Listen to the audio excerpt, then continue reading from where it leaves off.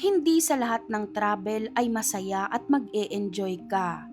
Minsan, may mga lugar kang mapupuntahan na hindi lang mag-iiwan sa'yo ng magagandang alaala, kundi pati isang kakaibang nakakatakot na karanasan na habang buhay mong maaalala. Magandang araw po, Midnight DJ, at ganun din sa lahat ng iyong tagapakinig. Ako po si Marilyn, taga Maynila, at isa akong traveler. Mahilig talaga akong magpunta sa iba't ibang lugar dahil para sa akin, maikli lang ang buhay at gusto kong mapuntahan kahit paunti-unti ang mga lugar na matagal ko nang pinapangarap. Isa sa mga lugar na gusto kong makita noon ay ang San Juanico Bridge sa Samar.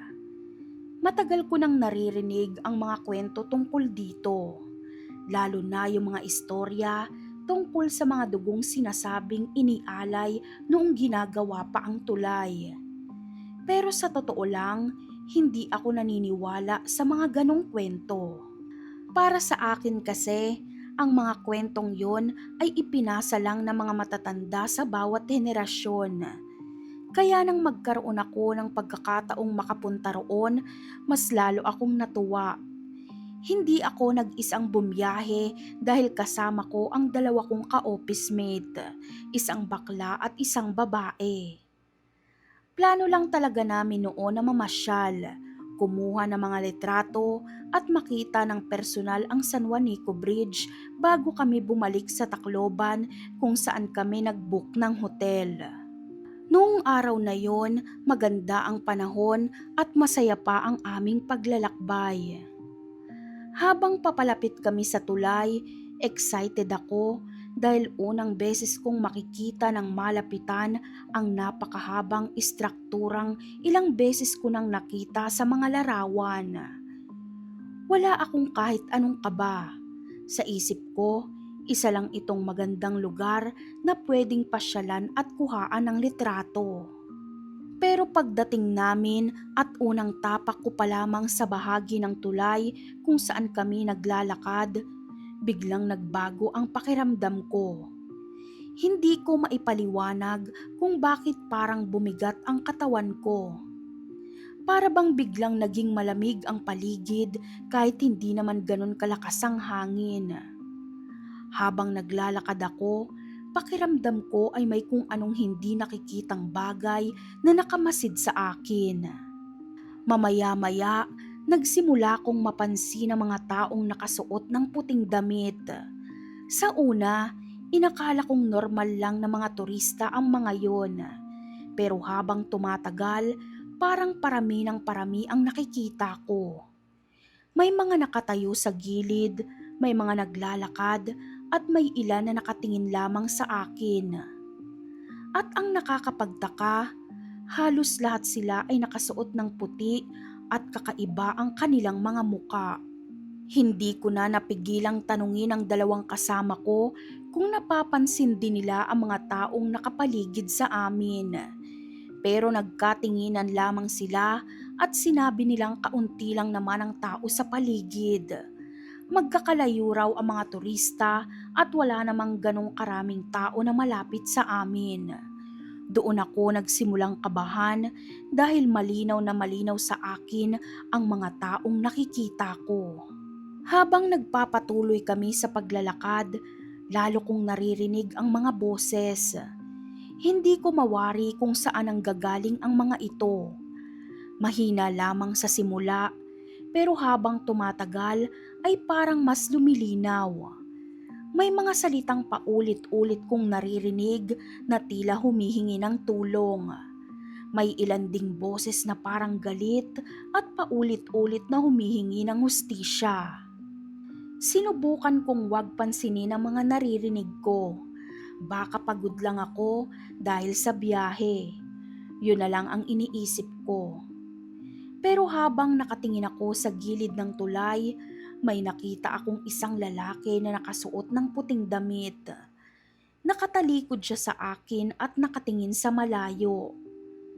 Nang sandali akong pumikit at muling dumilat, wala na siya sa lugar kung saan ko siya nakita. Hindi ko na sinabi sa mga kasama ko ang lahat ng nakikita ko dahil ayaw kong sirain ang pamamasyal namin. Patuloy akong naglakad kahit mas lalong bumibigat ang pakiramdam ko. May pagkakataon pa nga na parang may mga taong dumadaan mismo sa tabi ko, pero hindi ko naririnig ang kanilang mga yabag. Sa bawat pagdaan nila, nanlalamig ang buong katawan ko.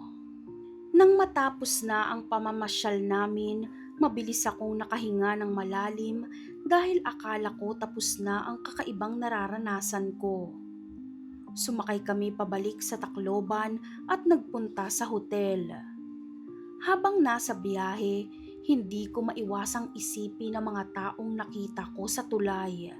Paulit-ulit sa isip ko ang kanilang mga muka at ang mga boses na tila humihingi ng hustisya.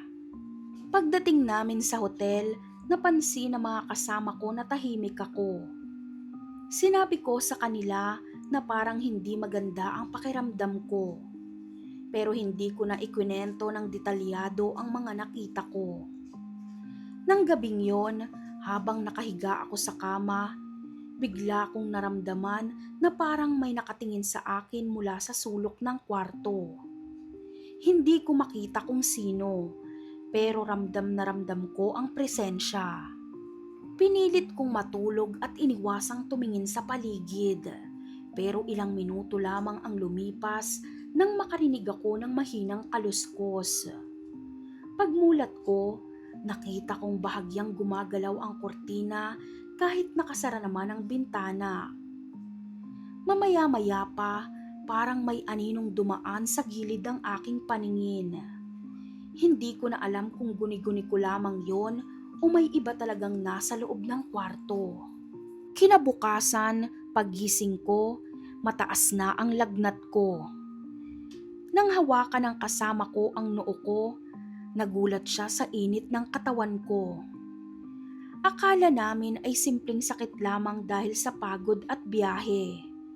Pero habang tumatagal ang araw, lalo akong nangihina. Ang mas nakakatakot, kahit nakapikit ako, parang nakikita ko pa rin sa isip ko ang mga taong nakasuot ng puti. Dahil sa nangyari, nagpasya kaming wag nang ituloy ang iba pa naming plano at umuwi na agad ng Maynila. Habang nasa biyahe kami, patuloy pa ring tumataas ang lagnat ko. Pero may isang bagay na hindi ko makalimutan. Sa bawat pagkakataong tumitingin ako sa salamin o sa bintana, parang may mga taong nakatayo sa malayo at nakatingin sa akin. Kapag tinitingnan ko ng mabuti, nawawala sila. Pagdating namin sa Maynila, akala ko tapos na ang lahat. Nakahinga na ako ng maluwag dahil nasa bahay na ako at malayo na sa San Juanico Bridge. Pero nang sumapit ang gabi, bumalik ang parehong pakiramdam ko. Muli kong naramdaman ang presensya ng mga taong nakatingin sa akin. Sa pagkakataong yon, may narinig akong mahinang boses na tila nanggagaling sa labas ng aking kwarto. Lumipas ang ilang araw pero hindi pa rin ako gumagaling ng tuluyan. Minsan ay bigla akong nilalamig kahit mainit ang panahon. Minsan naman ay nagigising ako sa kalagitnaan ng gabi dahil sa panaginip tungkol sa tulay.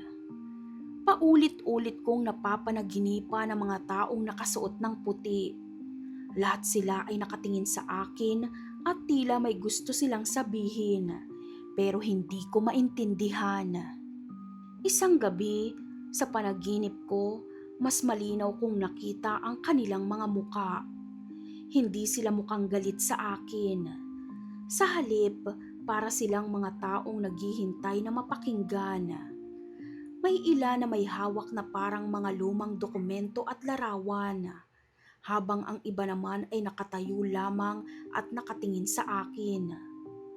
Pagkagising ko, basang-basa ng pawis ang buong katawan ko. Doon ko naisip ang mga kwento tungkol sa San Juanico Bridge na dati ay tinatawanan ko lamang. Hindi ko masasabi kung totoo ang mga kwento tungkol sa mga dugong inialay noong ginagawa ang tulay.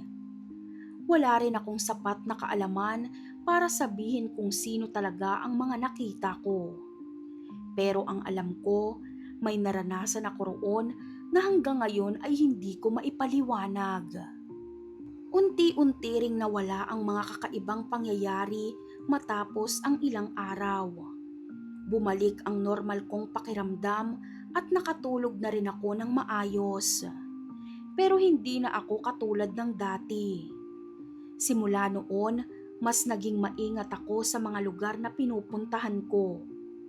Hindi dahil ayaw ko nang maglakbay, kundi dahil natutunan kong may mga lugar na maaaring may mga kwentong hindi natin nakikita at hindi natin basta-basta mauunawaan.